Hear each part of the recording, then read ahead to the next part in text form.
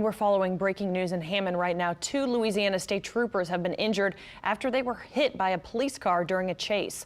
One of the troopers is in critical condition.